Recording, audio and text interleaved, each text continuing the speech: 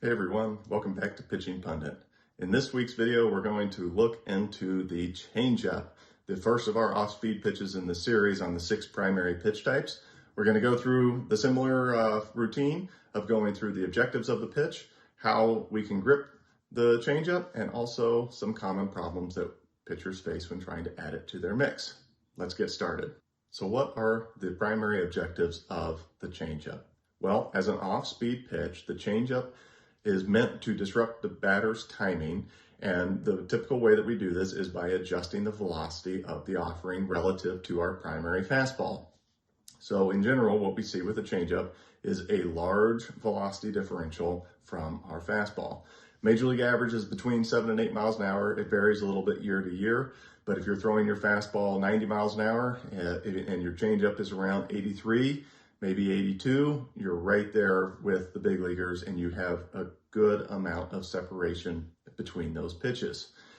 The other thing that we can do with the ChangeUp is we can create a different movement pattern than what we have on our fastball. Typically, we try and match the movement pattern with the same idea of separation with velocity.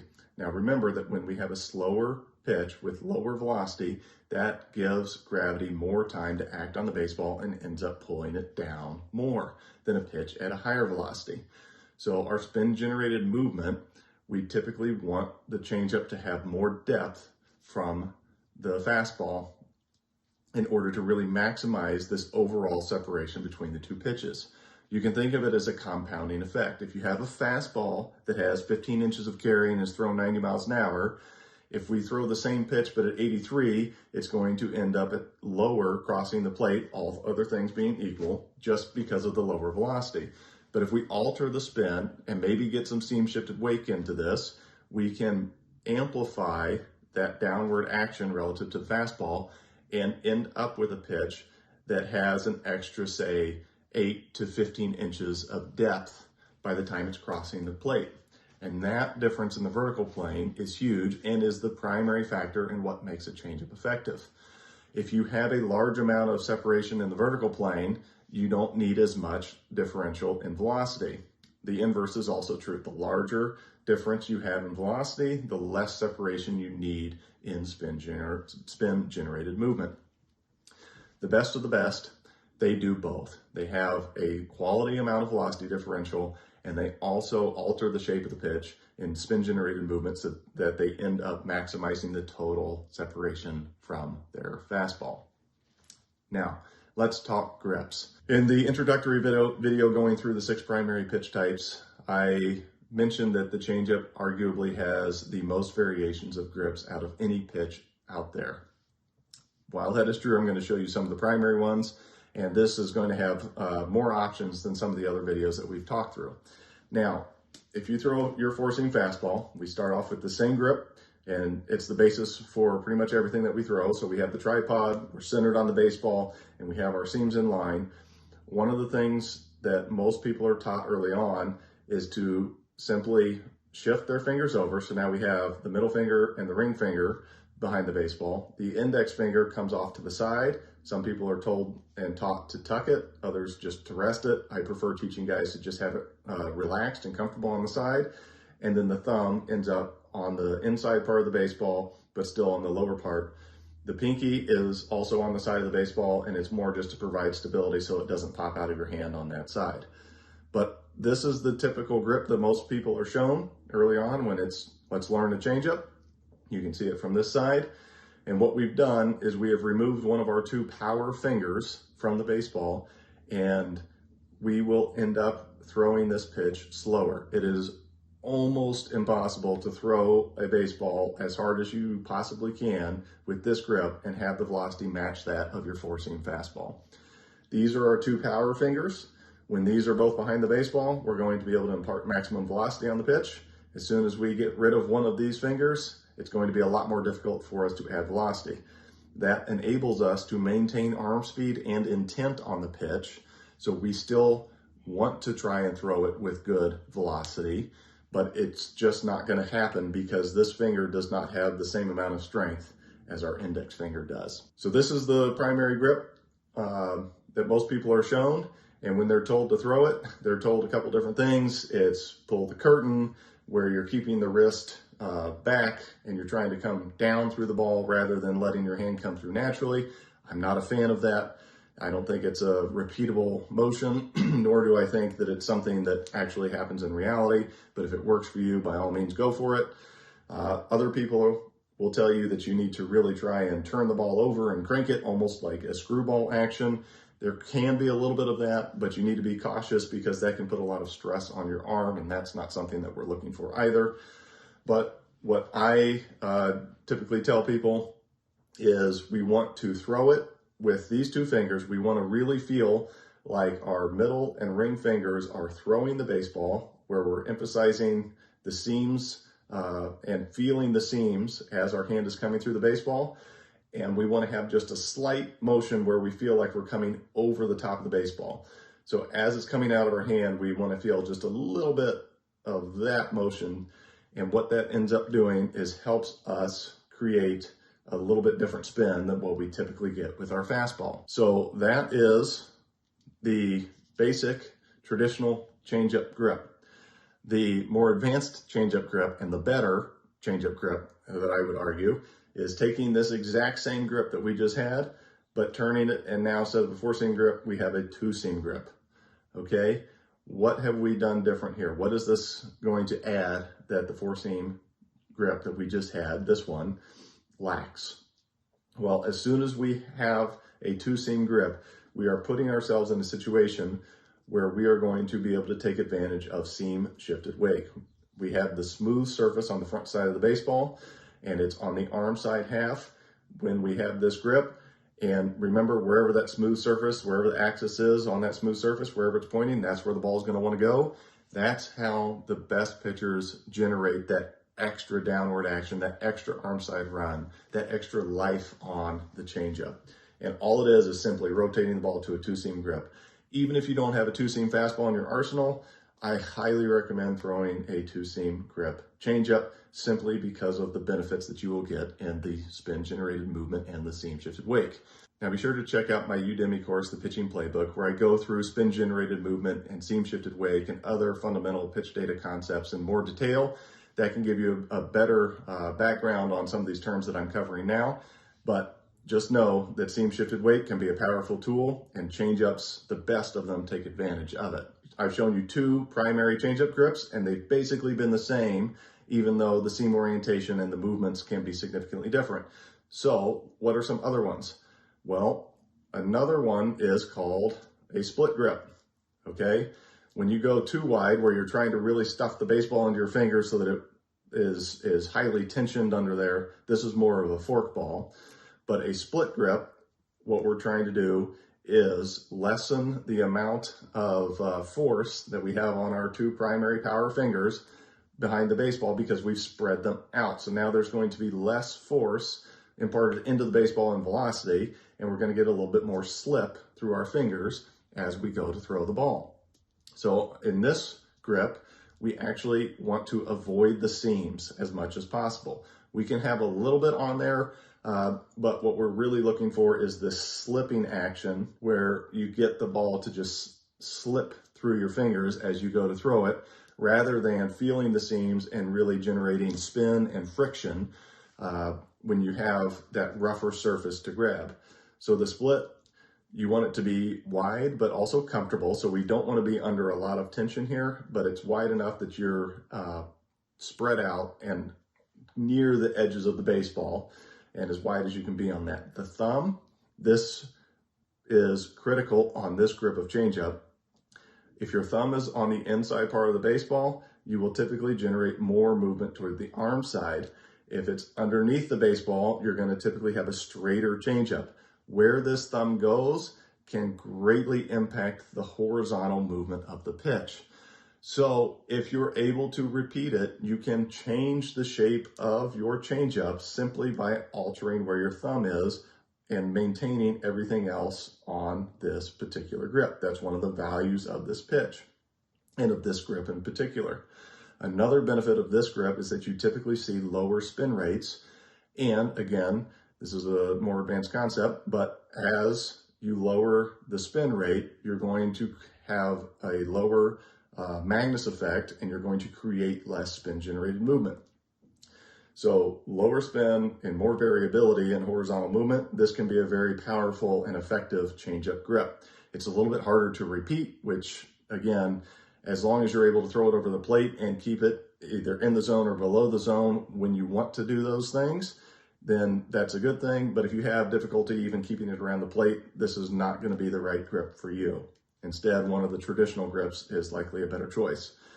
And the last grip that I'll show you is a modified Foch grip, where you end up splitting, and it's similar to a splitter.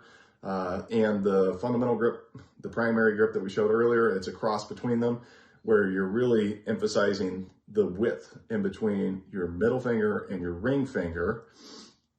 And what you're looking for is some of the slippage that we had in a split grip, but we're also going to gain a little bit more control of the pitch because we have more fingers around the edges and the thumb providing more support.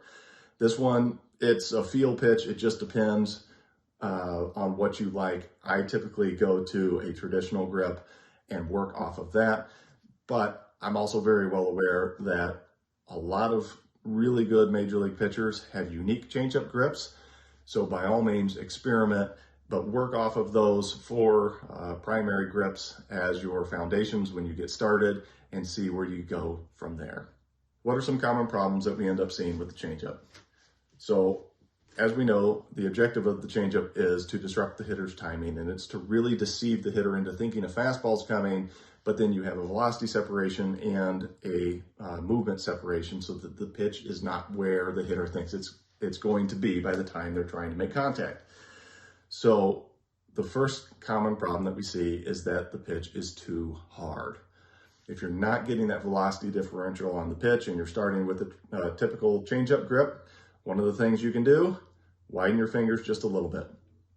The wider you go and the more spread you have in between them, the less velocity you are going to be able to impart on the baseball.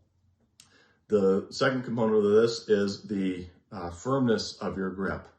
So the changeup should be a loose grip. It should be very relaxed on all of them, including this wide split grip. It should be relaxed and it should not be tight. There should not be any pressure, force, or tension in your arm and in your forearm and in the grip.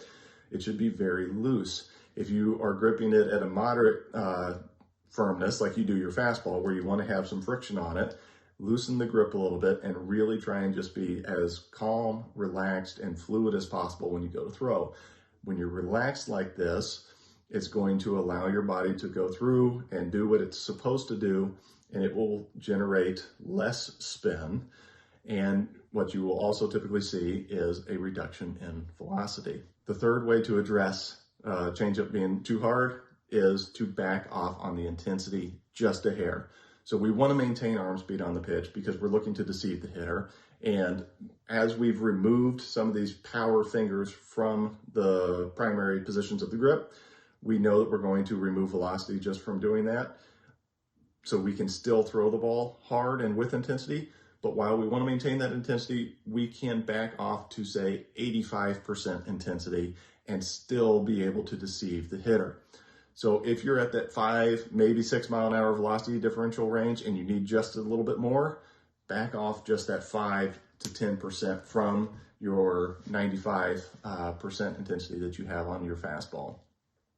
Those are the 3 most common ways to address the lack of velocity differential in a changeup. But again, this is a very personal pitch, so experiment on your own.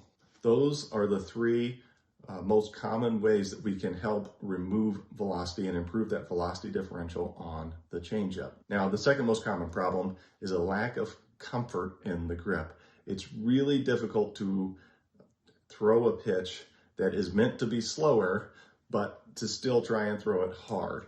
And this is an unusual grip in that almost every other sport and every other throw that we make, whether you're playing football, whether you're just in the yard playing wiffle ball, whatever it is, you're almost always going to use these 2 fingers, your index and your middle fingers on the throw. And as soon as we're trying to remove one of those from the throw, it can be very uncomfortable. So what you can do is you can play catch with this grip. And it's preferable to have the catch play be between 70 and 90 feet, maybe even up to 100 to 120 feet if you're a high school or college or above player.